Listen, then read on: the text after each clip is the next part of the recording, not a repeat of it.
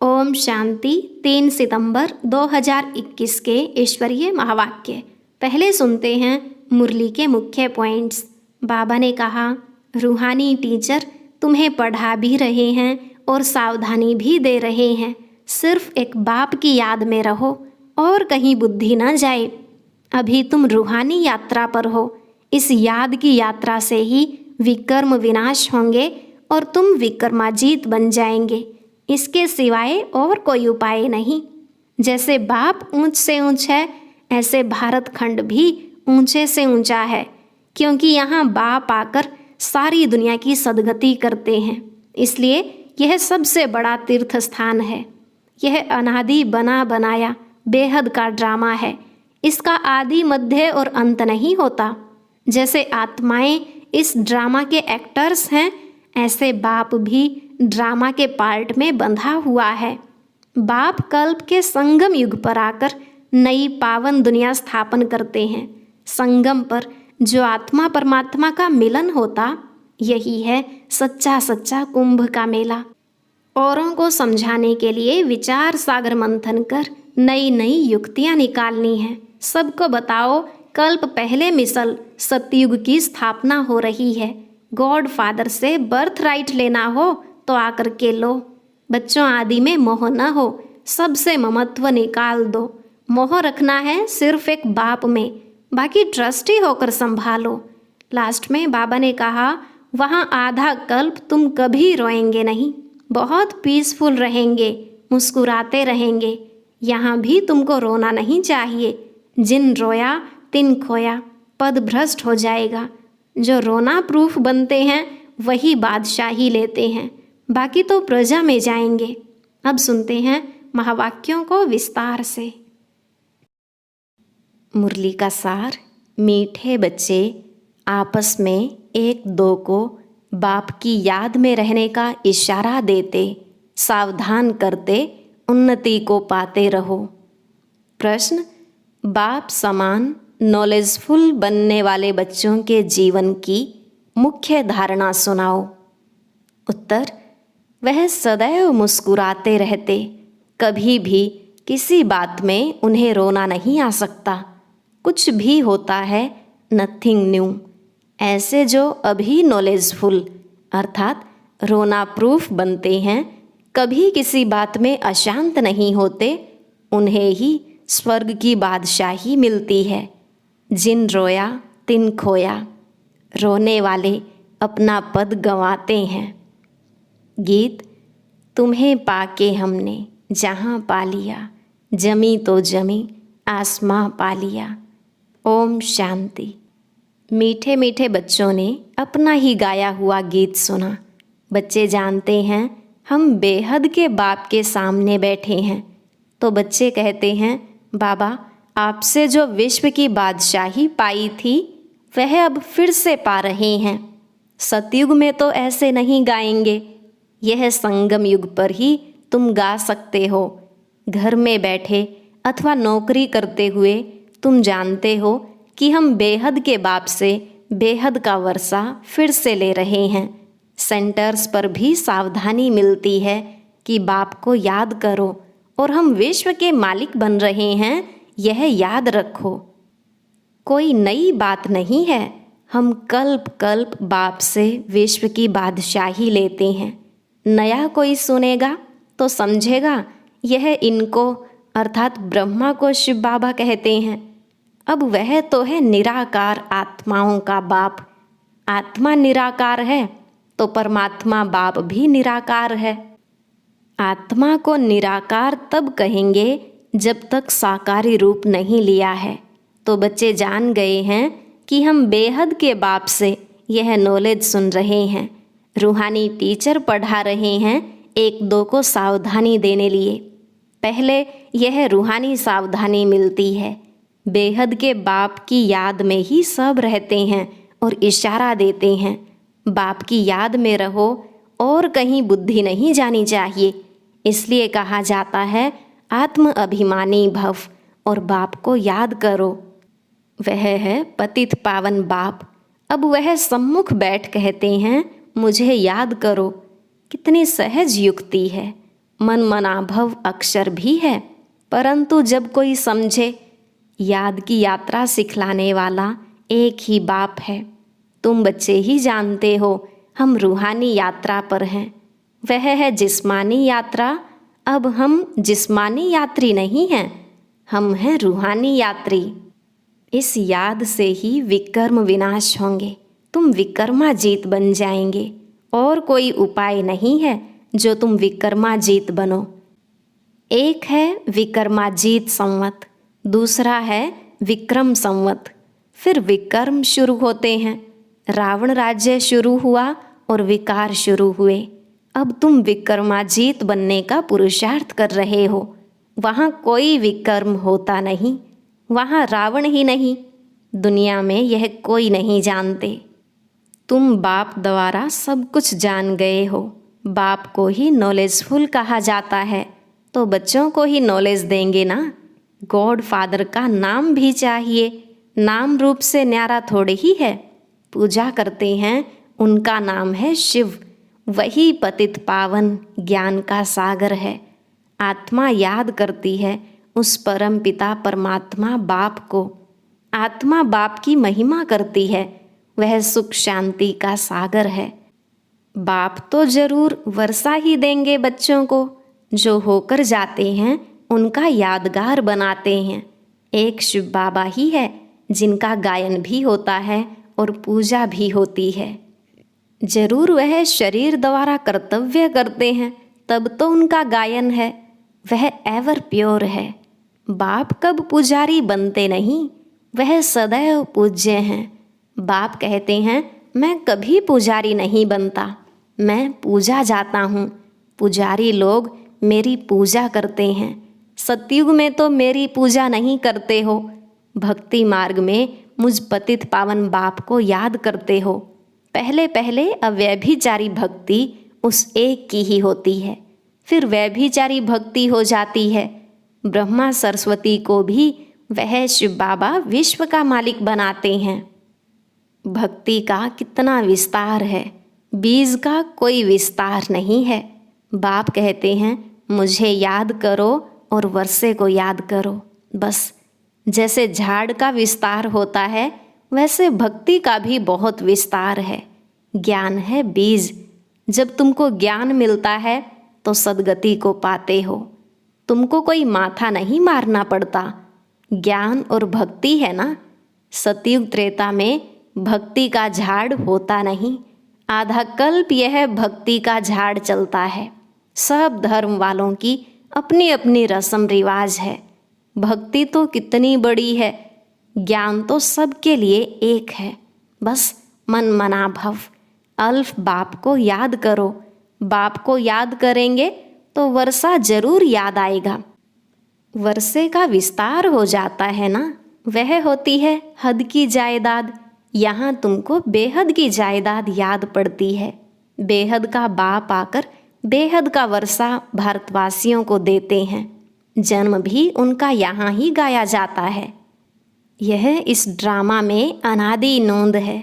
जैसे भगवान ऊंचते ऊंच है, वैसे भारत खंड भी ऊंचते ऊंच है, जहाँ बाप आकर सारी दुनिया की सद्गति करते हैं। तो सबसे बड़ा तीर्थ हुआ ना। कहते हैं हे गॉड फादर, हमको अपने घर ले चलो। भगवान के ऊपर सबका लव है। बाप भी भारत में ही आते हैं। अभी तुम मेहनत कर रहे हो। गोपी वल्लभ के गोप गोपियाँ तुम हो। सतयुग में गोप गोपियों की बात नहीं रहती, वहाँ तो कायदे अनुसार राजाई चलती है। चरित्र कृष्ण के हैं नहीं, चरित्र एक बाप के हैं। उनका चरित्र कितना बड़ा है, सारी पतित सृष्टि को पावन बनाते हैं। यह कितनी चतुराई है।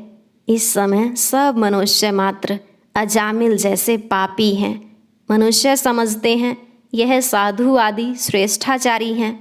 बाप कहते हैं इन्हों का भी उद्धार मुझे करना है। जैसे तुम एक्टर्स हो, बाप भी एक्टर है ना। तुम 84 जन्म ले पार्ट बजाते हो, वह भी क्रिएटर डायरेक्टर मुख्य एक्टर है। करण करावन हार है ना। क्या करते हैं, पतितों को पावन बनाते हैं। बाप कहते हैं, तुम मुझे बुलाते हो, आकर के हमें पावन बनाओ।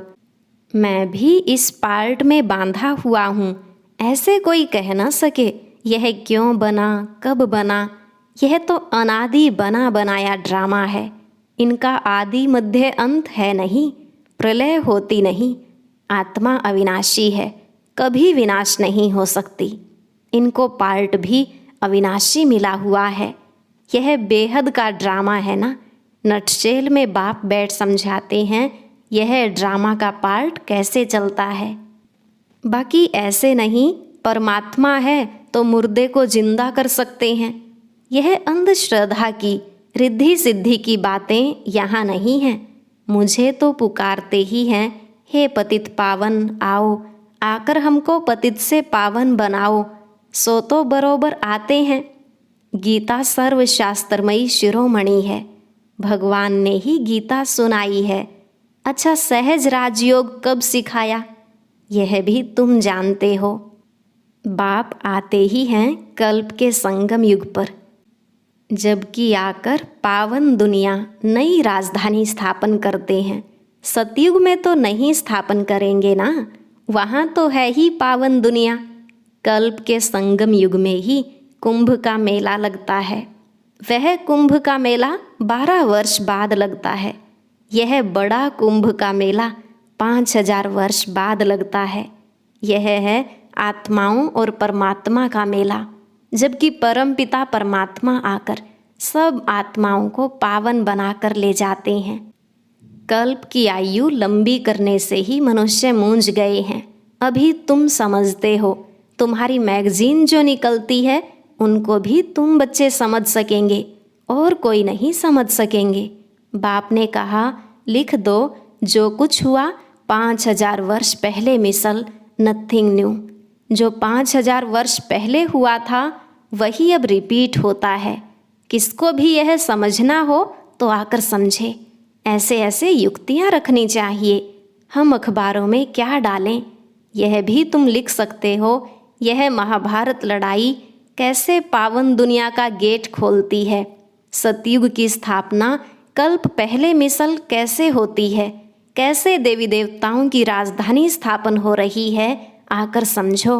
गॉड फादर से बर्थ राइट लेना हो तो आकर के लो। ऐसे ऐसे विचार सागर मंथन करना चाहिए। वो लोग स्टोरी आदि बनाते हैं, वह भी ड्रामा में नूंद है, जो पार्ट बजाते हैं। व्यास ने भी ड्रामा प्लान अनुसार शास्त्र आदि बनाए हैं। पार्ट ही ऐसा मिला हुआ है। अभी तुम ड्रामा को समझ गए हो, फिर वही ड्रामा रिपीट होगा। अभी तुम आए हो, फिर से ज्ञान सुनते हो, तुम जानते हो, फिर से यह लक्ष्मी नारायण का राज्य होगा। बाकी सब धर्म खलास हो जाएंगे। अभी तुम नॉलेजफुल बन रहे हो।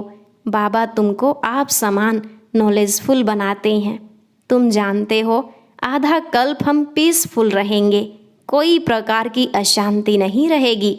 वहाँ बच्चे आदि कभी रोते नहीं, सदैव मुस्कुराते रहेंगे। यहाँ भी तुमको रोना नहीं है। गायन भी है, अम्मा मरे तो भी हलवा खाओ, जिन रोया तिन खोया। पद भी भ्रष्ट हो जाएगा। तुमको पतियों का पति मिला है जो स्वर्ग की बादशाही देते हैं। वह तो कभी मरता भी नहीं, फिर रोने की क्या दरकार है। जो रोने प्रूफ बनते हैं वही बादशाही लेते हैं, बाकी तो प्रजा में चले जाएंगे। बाबा से अगर कोई पूछे इस हालत में हम क्या बनेंगे, तो बाबा बता देंगे। बच्चों को पिछाड़ी में सब साक्षात्कार होगा। जैसे स्कूल में सभी को मालूम पड़ जाता है ना, रुद्रमाला कौन सी बनती है, वह पिछाड़ी में तुमको मालूम पड़ जाएगा। जब पिछाड़ी के दिन होते हैं तो बहुत पुरुषार्थ करते हैं, समझते हैं हम फलानी सब्जेक्ट में नापास होंगे। तुमको भी मालूम पड़ जाएगा। बहुत कहते हैं हमारा बच्चों में मोह है, वह तो निकालना ही होगा। मोह रखना है एक में, बाकी ट्रस्टी होकर संभालना है। कहते भी है ना, यह सब कुछ बाप ने दिया है, तो फिर ट्रस्टी होकर चलो, ममत्व निकाल दो। बाप खुद आकर कहते हैं इनसे ममत्व निकाल दो। समझो यह सब उनका है, उनकी मत पर ही चलो, उनके कार्य में ही लग जाओ। अविनाशी ज्ञान रत्न का दान करते रहो। यहाँ कन्याओं के लिए बाप के पास सबसे जास्ती रिगार्ड है। कन्या कर्म बंधन से फ्री रहती है। बच्चों को तो लौकिक बाप के वर्षे का नशा रहता है। कन्या लौकिक बाप का वर्षा नहीं पाती है। यहाँ इस बाप के पास मेल फीमेल का भेद नहीं। बाप आत्माओं को बैठ समझाते हैं। तुम जानते हो हम सब ब्रदर्स हैं, बाप से वर्षा ले रहे हैं। आत्मा पढ़ती है, बाप से वर्षा लेती है। जितना जास्ती वर्षा लेंगे उतना ऊंचे पद पाएंगे। बाबा आकर सब बातें समझाते हैं। शिव बाबा है निराकार, उनकी पूजा भी करते हैं। सोमनाथ का मंदिर बनाया है। यह अभी तुम जानते हो शिव बाबा ने आकर क्या किया, क्यों उनका यादगार मंदिर बनाया है। यह भी तुम समझते हो। कल्प कल्प ऐसा ही होगा। ड्रामा में नोंद है सो रिपीट हो रहा है। बाप को आना ही है। पुरानी दुनिया का विनाश होना है। कोई अफसोस की बात नहीं। यह खूने नाहिक खेल है। नाहिक सबका खून होगा। नहीं तो कोई किसका खून करे तो उनको फांसी की सजा मिल जाए। अब किसको पकड़ें? यह तो नेचुरल कैलेमिटीज़ आनी ही है। विनाश तो होना ही है। अमर लोक मृत्यु लोक के अर्थ को भी कोई नहीं जानते हैं। तुम जानते हो आज हम मृत्यु लोक में हैं, कल हम अमर लोक में होंगे। इसलिए हम पढ़ते हैं। मनुष्य तो घोर अंधियारे में है। तुम ज्ञानामृत पिलाते हो, हाँ हाँ कर फिर सो जाते हैं नींद में। सुनते भी हैं बेहद का बाप वर्षा दे रहे हैं। यह वही महाभारत की लड़ाई है जिससे स्वर्ग के गेट खुलते हैं। लिखते भी हैं बहुत अच्छा है। यह ज्ञान कोई दे नहीं सकते। हम मानते हैं, बस खुद कुछ भी ज्ञान उठाते नहीं, फिर सो जाते हैं। इसको कहा जाता है कुंभकर्ण। तुम कह सकते हो कि लिख कर तो देते हो, परंतु ऐसे नहीं फिर जाओ तो घर में जाकर सो जाओ। कुंभकर्ण के चित्र के आगे ले जाना चाहिए। इस मुआफिक सो मत जाना। समझाने की बड़ी युक्ति चाहिए ना। बाबा कहते, बच्चे अपनी दुकानों में भी मुख्य मुख्य चित्र रखो। जो कोई आए उस पर समझाओ। वह भी सौदा कराओ। यह भी सच्चा सौदा है। इससे तुम बहुतों का कल्याण कर सकते हो। इसमें लज्जा की तो कोई बात ही नहीं। कोई कहते हैं बीके बने हो। बोलो अरे प्रजापिता ब्रह्मा के कुमार कुमारी तो तुम भी हो ना। बाप नई सृष्टि रच रहे हैं। पुरानी को आग लग रही है। तुम भी जब तक बीके न बनो तब तक स्वर्ग में जा न सको। ऐसे ऐसे दुकानों में सर्विस करो तो कितनी बेहद की सर्विस हो जाएगी। आपस में राय करो। दुकान छोटा है तो भी दीवार में चित्र लगा सकते हो। Charity begins at home. पहले पहले उनका कल्याण करना है। बाप कहते हैं अब कोई देहधारी को याद नहीं करो, शिव बाबा को याद करो जिससे वर्षा मिलता है। मनुष्य तो बेचारे मूंझे हुए हैं। डीटी वर्ल्ड सावरंटी पाना है, नर से नारायण बनना है तो आकर बनो। अच्छा, मीठे मीठे सिकिलधे बच्चों प्रति माता पिता बाप दादा का याद प्यार और गुड मॉर्निंग। रूहानी बाप की रूहानी बच्चों को नमस्ते।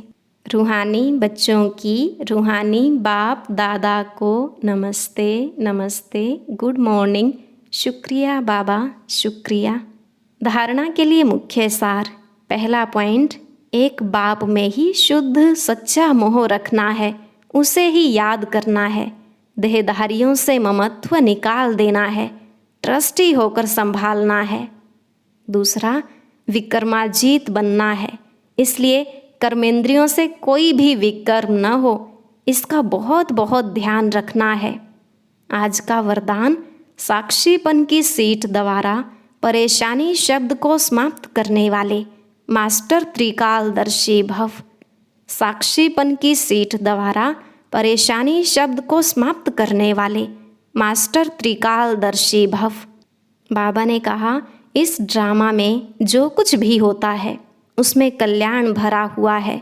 क्यों क्या का क्वेश्चन समझदार के अंदर उठ नहीं सकता। नुकसान में भी कल्याण समाया हुआ है। बाप का साथ और हाथ है तो अकल्याण हो नहीं सकता।